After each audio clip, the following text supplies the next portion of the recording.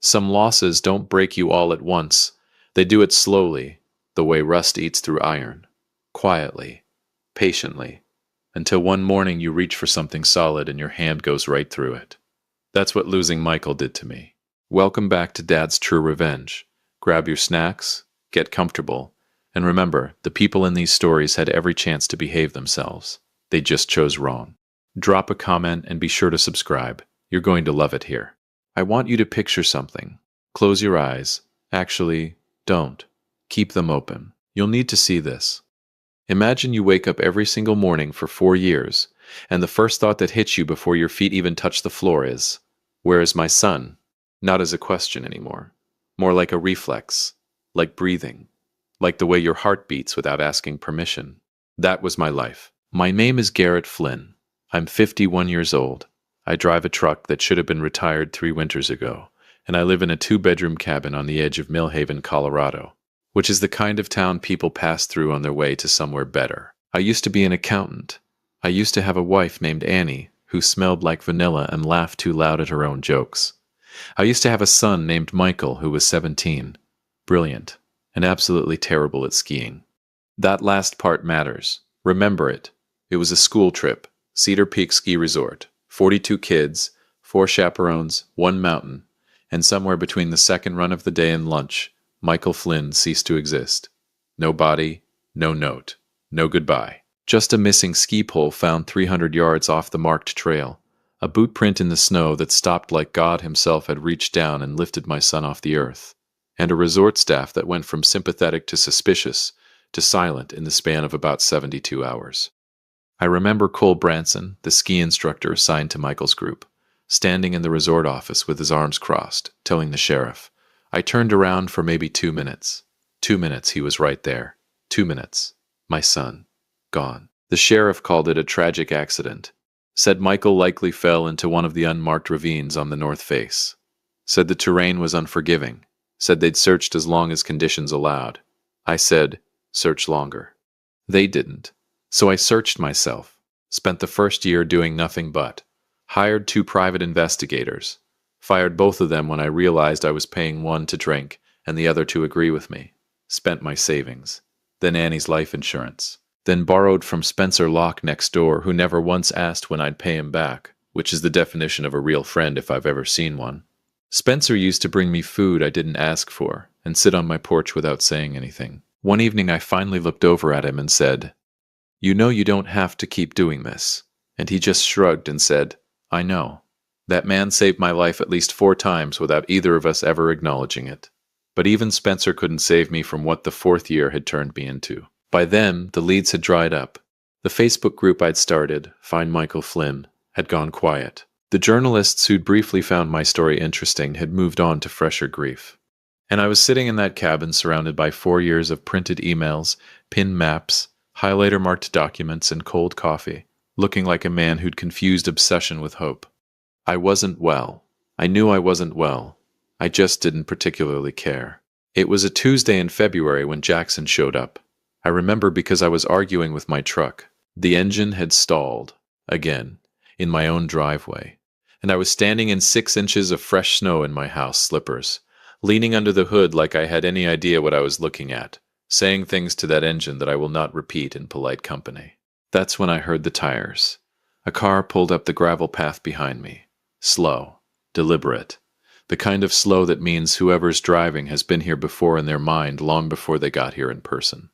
I didn't turn around immediately, mostly because I assumed it was Spencer with another casserole I hadn't requested. So I just called out, "If that's food, leave it on the porch. If it's bad news, drive back the way you came." Footsteps in the snow, and a voice I hadn't heard in 11 years said, "Still talking to inanimate objects, I see."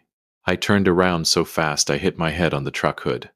Jackson, my brother Jackson, who I hadn't spoken to since Annie's funeral, where we'd said things to each other that don't unsay themselves easily, was standing in my driveway in a charcoal wool coat, hands in his pockets beside a black Mercedes that had absolutely no business being on a gravel road in Millhaven, Colorado. He looked older, of course he did, but he also looked like money, which he'd always been better at than me, and he looked like someone who had rehearsed this moment several times and was still not entirely sure it was going to go well. Smart man. I pulled my head out from under the hood, straightened up, and stared at him for what felt like a full minute. The snow was falling lightly between us, like the universe thought this needed atmosphere. Finally I said, "You've got some nerve." And he said, "I know." 11 years, Jackson. And he said, "I know. You didn't even call." And this is the part that stopped every angry thing I'd been preparing to say. He said, "Garrett, get in the car. I know where Michael is." The world didn't stop. That's the thing nobody tells you. When the moment you've spent 4 years praying for finally arrives, the world doesn't stop spinning. A bird still called from somewhere in the tree line. My truck engine ticked as it cooled. Snow kept falling. But I stopped. Every molecule in my body just stopped. I looked at my brother's face. Jackson has always been many things. Slippery, ambitious, occasionally infuriating. But he has never, not once in his life, been a liar. That was always my one grudging respect for him. The man did not lie. He wasn't lying now. I could see it in the way he was standing. Not like someone delivering hope. Like someone delivering a weight. Like whatever he knew was something he'd been carrying for a while, and it had not been comfortable. I took a breath, then another. Then I looked down at my house slippers, looked back up at him. "Give me 2 minutes to put on actual shoes." He almost smiled. Almost. "Take 3, he said. "We've got a long drive." I grabbed my boots, my jacket, and the one thing I always kept on the kitchen counter, a photograph of Michael. 17 years old, grinning like he owned the world, standing at the base of Cedar Peak with his ski poles crossed like an X, wearing that ridiculous yellow helmet Annie had bought him, because she said it would make him easy to spot on the slopes. Easy to spot. I tucked it into my breast pocket, right over my heart, and walked out to my brother's Mercedes. Whatever Jackson knew, wherever this road was going, I had been waiting 4 years for it. I was ready, or so I thought. If you've made it this far, do us one quick favor. Subscribe. A lot of people watch without ever doing it, but it costs you nothing and means everything to us. Thank you, genuinely. There's a particular kind of silence that exists between two brothers who haven't spoken in 11 years. It's not peaceful. It's not comfortable. It's the kind of silence that has furniture in it. Old arguments, old wounds, things said at a graveside that neither man has ever figured out how to take back. It fills a car the way smoke fills a room. Slowly, completely, until breathing becomes a conscious effort. Jackson drove. I sat. For the first 20 minutes, neither of us said a single word. I watched the Colorado landscape roll past the window, bare aspens, gray sky, snow-packed roads, and I thought about all the versions of this conversation I'd imagined over the years, all the things I'd say to Jackson if I ever saw him again, the accusations, the questions, the 11 years of silence I'd planned to hand back to him like a bill he owed me. None of those conversations had started with, "I know where Michael is." So I threw out the script. Finally, without looking at him, I said, "How long have you known?" His jaw tightened. His hands shifted on the steering wheel. "Jackson, 8 months, he said. I turned to look at him so fast the seatbelt locked against my chest. 8 months. Garrett, you've known for 8 months, and you're only now. I needed to be sure. He said it quietly but firmly, the way he used to settle arguments when we were kids. Like volume was beneath him. What I found, what I stumbled into, I needed to verify every single piece of it before I came to you. Because if I came to you with half a story, you'd have gone in guns blazing and gotten Michael killed. That word landed like a brick through a window. Killed. I sat back in my seat. My mouth went dry. "Start from the beginning," I said. "And don't skip anything." Jackson was a defense budget auditor. For 11 years, while I was losing everything in Millhaven, my brother was quietly moving through the corridors of government contracting, following money trails for a living. He was good at it, annoyingly good, the kind of good that meant powerful people both needed him and resented him at the same time. 8 months ago, he'd been assigned to audit a contractor called Arcturus Group, private firm, defense adjacent. On paper, they managed wilderness training facilities for various federal agencies, survival programs, off-grid logistics, that kind of thing. He paused here and glanced at me. "You've never heard of them," he said. It wasn't a question. Should I have? Nobody has. That's by design. He'd started pulling their financials, he explained, and something hadn't added up. Arcturus had 3 registered facilities, all in mountainous regions, all remote, all listed under vague federal program codes that didn't link back to any publicly acknowledged agency. One of those facilities was 11 miles northeast of Cedar Peak Ski Resort. I felt something cold move through me that had nothing to do with the temperature outside. "Keep going," I said. Jackson had started digging, carefully. The way you dig when you suspect the ground beneath you might be wired. What he found, buried under layers of shell companies and classified procurement codes, was a program called North Star. On paper, North Star was a wilderness endurance and cognitive resilience program, training exceptional young operatives for long-term fieldwork in extreme environments. The kind of program that took people who were physically capable, mentally sharp, and this is the part that made my stomach turn, untethered. No strong family connections, no one who'd come looking. But somewhere along the line, someone inside North Star had gotten ambitious, or lazy, or both, because they'd stopped waiting for willing recruits and started selecting them. Young people, teenagers mostly, exceptional ones, athletes, high academic performers, kids with documented survival instincts. They'd identify candidates through public records, school performance data, sports registries, and then they'd wait for an opportunity. "A ski trip," I said. My voice didn't sound like mine. Jackson nodded slowly. Michael's school had filed the Cedar Peak trip with the County Recreation Board 6 weeks before it happened, he said. His academic record was in the state gifted registry. His cross-country times were publicly listed on the school athletics page. He paused. "Garrett, they didn't grab Michael randomly. They chose him. Months before that trip, I pressed my hand flat against the dashboard. I needed something solid. He's alive," I said. It wasn't a question either. I needed to say it like a fact, like gravity, like something I could stand on. Jackson looked at me. "He's alive," he confirmed. "I've seen a photograph. I will tell you honestly, I have cried exactly 3 times as an adult. When my mother died, when Annie died, and once, alone in my truck outside a gas station in my 2nd year of searching, when I'd finally allowed myself to consider, for 30 terrible minutes, that Michael might not be coming home. I did not cry in Jackson's car, but it was the closest I'd come to that gas station moment in a long time. I turned toward the window so my brother couldn't see my face, and I stayed that way for about a mile. Then I asked, "Where is he?" "A facility in northern Montana," Jackson said, "near the Canadian border. Remote. The property is registered as a private forestry research station. It's not on any map civilians can access. How many people are in there with him?" "Best I can count, 14 recruits currently active, plus staff. Victor Hale runs the operation on the ground. Former Special Operations. Not a man who makes mistakes easily. Victor Hale." I filed the name somewhere dark and permanent. "And the photograph," I said. "How did you get it?" Jackson was quiet for a beat. "I have a contact inside the program," he said carefully. "Someone who's been there from the beginning and isn't comfortable with the direction things have taken." "Who?" Another beat. "Her name is Elaine Marsh. She's a behavioral psychologist. She was brought in to assess the recruit's mental adaptation, make sure the transition was sustainable." He said the last word like it tasted wrong. "She contacted me through a back channel 3 months ago.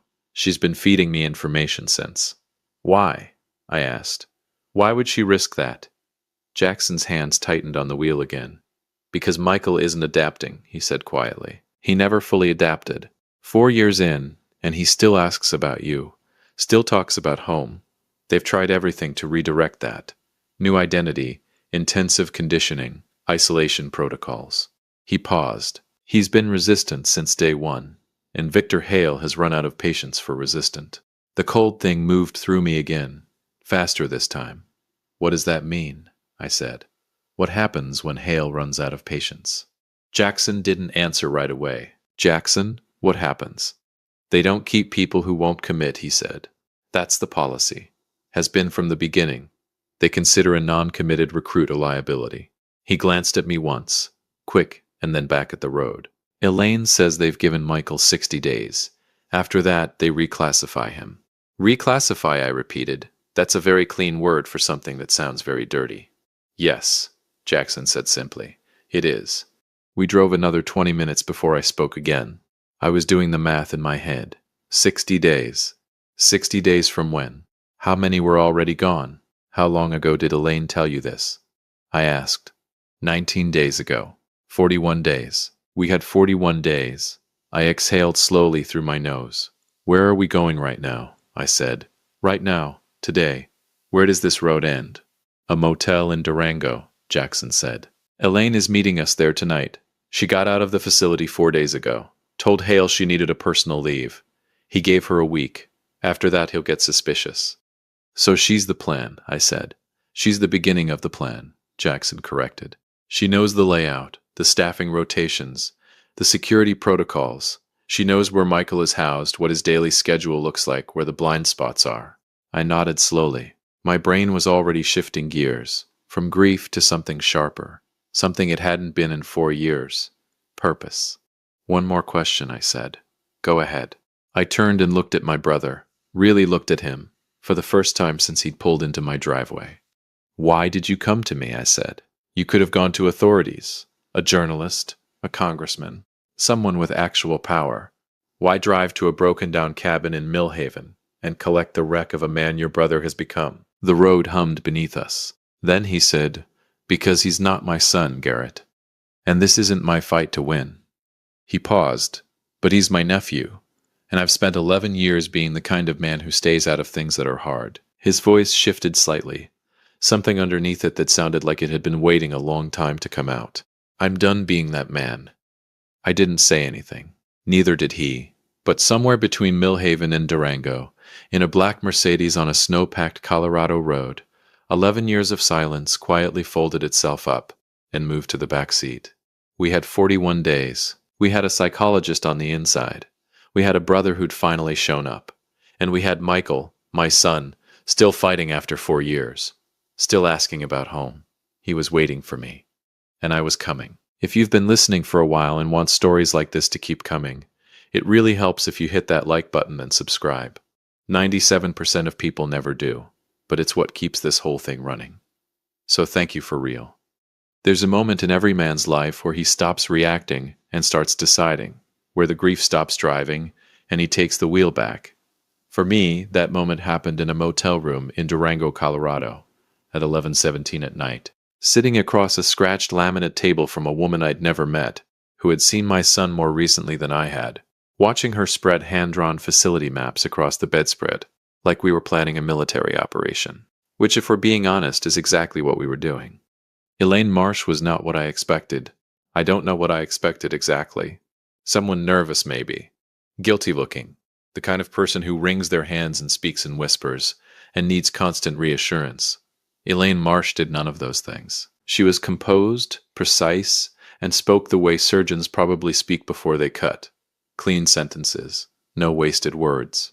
Eyes that had clearly seen things she'd decided to stop pretending were acceptable. She shook my hand when Jackson introduced us, looked me directly in the eye, and said, "Your son has your jawline. I thought you should know that immediately." I had to look at the ceiling for a second. "Thank you," I managed. She nodded once and got straight to business. Here is what Elaine laid out across that motel bedspread. The Arcturus North Star facility sat on 400 acres of heavily forested Montana wilderness. One main access road, monitored gated with a guard rotation every 6 hours. The facility itself consisted of 7 structures: administrative building, 2 barracks, a training complex, medical unit, equipment storage, and what Elaine called, with a tone that made my jaw tighten, the adjustment wing. That last one was where they put recruits who were struggling to commit. Michael had been in the adjustment wing for 3 weeks. Victor Hale, I'd been collecting mental images of this man since Jackson first said his name, ran a staff of 22. 12 were operational security. The rest were trainers, medical personnel, and administrative. Everyone was vetted. Everyone had signed enough NDAs to paper a courthouse. "How do we get in?" Jackson said. Elaine looked at him calmly.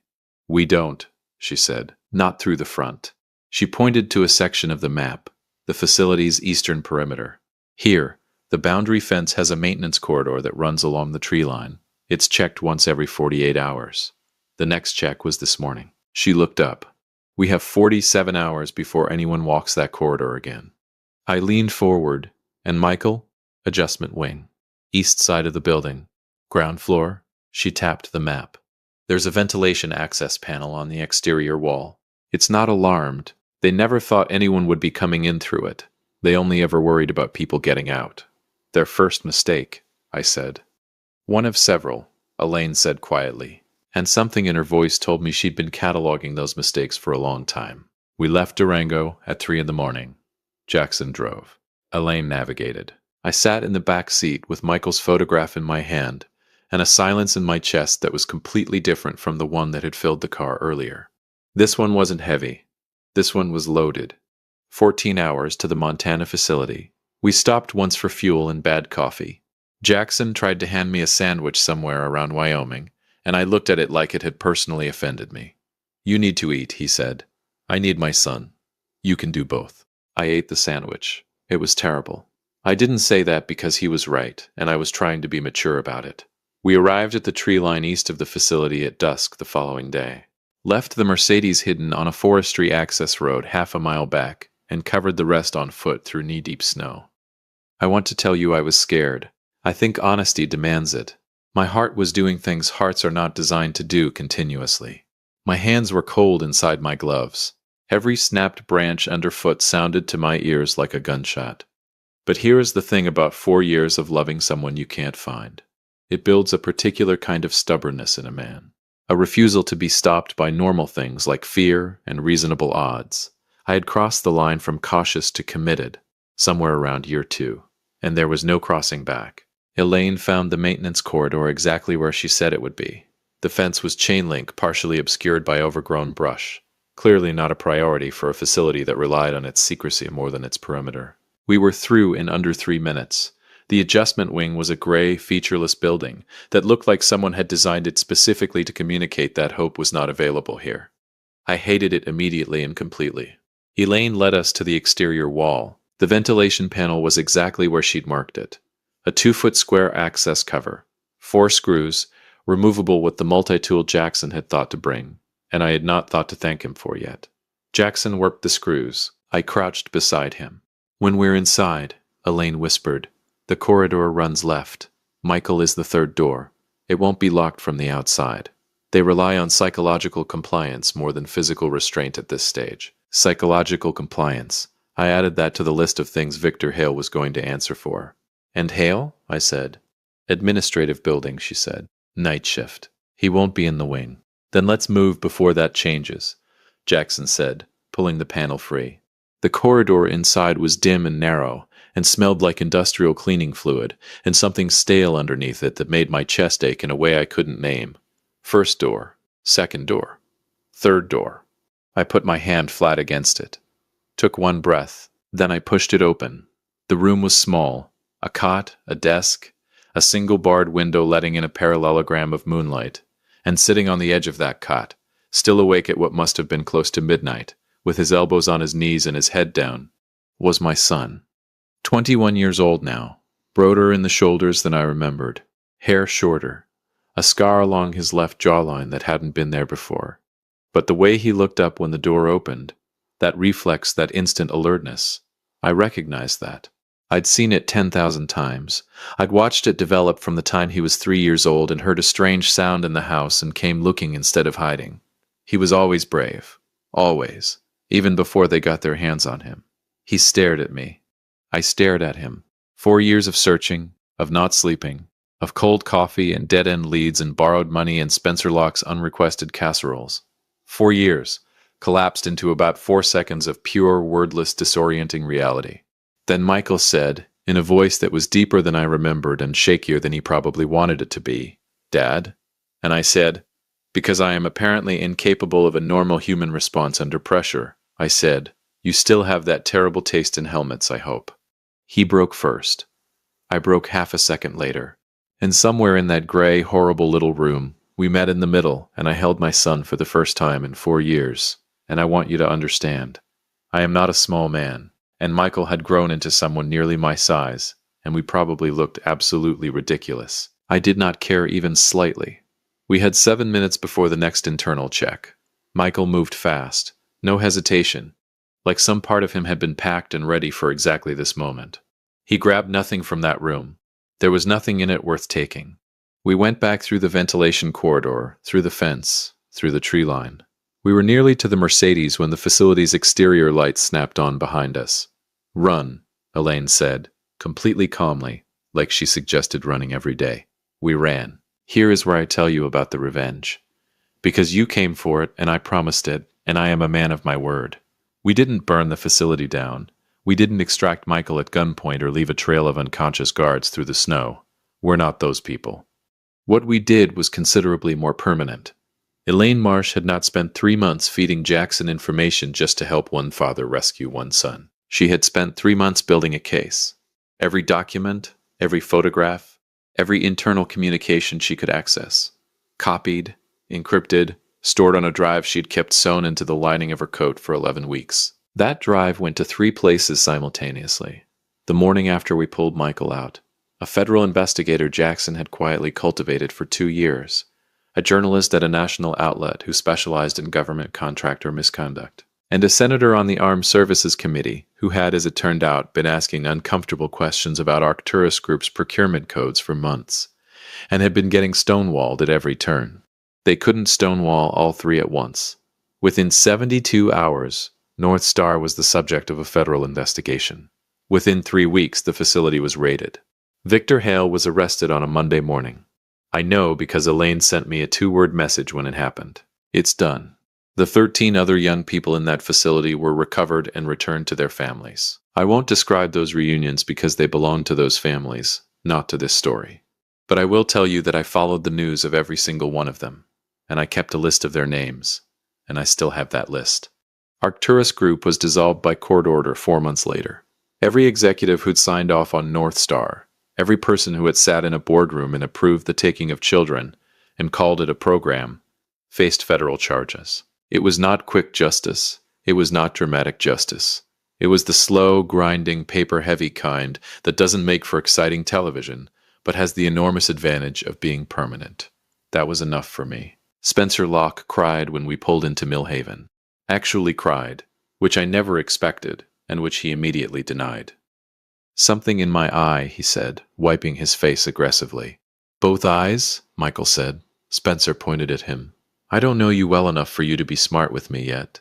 Michael grinned, and I want to tell you about that grin, because it was the same grin. 4 years, a different name, an adjustment wing, Victor Hale's entire operation, and it was still the same grin, the one that used to get him out of trouble with Annie, the one she'd given him honestly, her exact grin, wearing his face. Some things, it turns out, they cannot take. Jackson stayed for 2 weeks. On the last night, we sat on my porch, the same porch Spencer had kept vigil on for 4 years, and split a bottle of something neither of us would normally drink, and sat in a silence that had finally lost all its furniture. At some point he said, I should have come sooner, to Millhaven. After Annie, I should have come. And he said, I'm sorry, Garrett. And I looked at my brother, who had audited his way into a conspiracy, driven a Mercedes up a gravel road, unscrewed a ventilation panel in the Montana wilderness, and handed me back my son. And I said, You came when it counted most. That's not nothing, Jackson. He nodded, looked out at the dark tree line. No, he said quietly. I suppose it's not. Side by side in the driveway, him actually knowing what he was looking at under the hood now. Apparently wilderness survival training has some transferable skills, and me handing him tools and pretending I understood his explanations. At one point he looked over at me and said, You really spent everything, didn't you? Trying to find me. Every last cent, I said. He was quiet for a moment. I knew you would. The whole time I was in there, whenever it got bad, that's what I held on to. I just kept thinking, he's not done looking. He would never stop looking. I looked at my son standing in the driveway in the Colorado spring sun, and I thought about 4 years of cold coffee and dead ends and borrowed money and Spencer's unrequested casseroles. I thought about a yellow ski helmet and a boot print in the snow that stopped like God had reached down and lifted my boy off the earth. And I said, I want you to know something, Michael. I want you to hear it and keep it. He looked at me. There is no version of this world, I said, in which I stop. He held my gaze for a long moment. Then that grin, Annie's grin, his grin, the one they couldn't take, spread across his face. And he handed me a wrench and said, Now hold that while I show you what's actually wrong with this truck. Some losses don't break you all at once. But some things, when they come back, when they finally, stubbornly, impossibly come back, they put you back together the same way, quietly, patiently, piece by piece, until one morning you reach for something solid, and it's there. If you like this story, join our community by hitting that like button and subscribing for more real, raw, and family-centered stories. And as always, thank you for being a part of this sphere.